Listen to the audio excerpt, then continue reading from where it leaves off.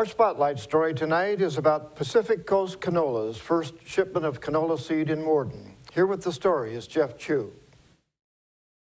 116 rail cars carrying 33 million pounds of canola seed recently pulled into Pacific Coast Canola in Morden.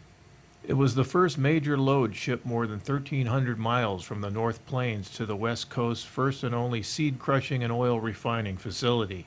The product was shipped west via Burlington Northern Santa Fe, then Columbia Basin Railroad from Connell in Franklin County. Columbia Basin Railroad spokesman Patrick Boss said the shipment for Pacific Coast Canola in its first year of production was a significant step forward. Video footage of the railway haul was provided courtesy of Columbia Basin Railroad. It's one of the largest trains that's ever been brought up. This line, this short line, which goes from Connell through Warden and up to Moses Lake. And so what it really does, it establishes the Columbia Basin Railroad line as a line that can handle large quantities of product, and shows that we can, a place like Warden can attract companies like Pacific Coast Canola that need a lot of product. Huge train, almost a mile long, and we're going to see a lot more of those coming in here. So rail is really significant for these companies to locate in places like Warden, Washington. It's a rural community. It's got a lot of great infrastructure, but the rail was the key to getting Pacific Coast Canola here.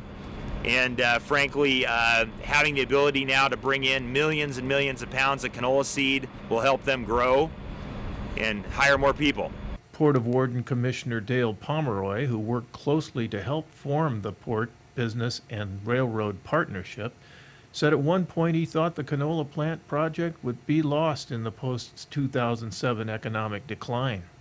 Now he said he sees it as a catalyst that will attract other large companies which will ship product in and out of Warden via Columbia Basin Railroad. It's good for the local communities because once we start the unit trains, it's not only going to be a good plus for this particular Pacific Coast Canola, but we got other companies wanting to move into our area, and if they know that we can have unit trains or even 50, 60 cars, it's a huge impact on agriculture for taking wheat out, taking product out, and bringing product in. The port leased the property to the canola processor. The big canola shipment is just one indicator of industries prospering with the aid of a local railroad company, Boss said.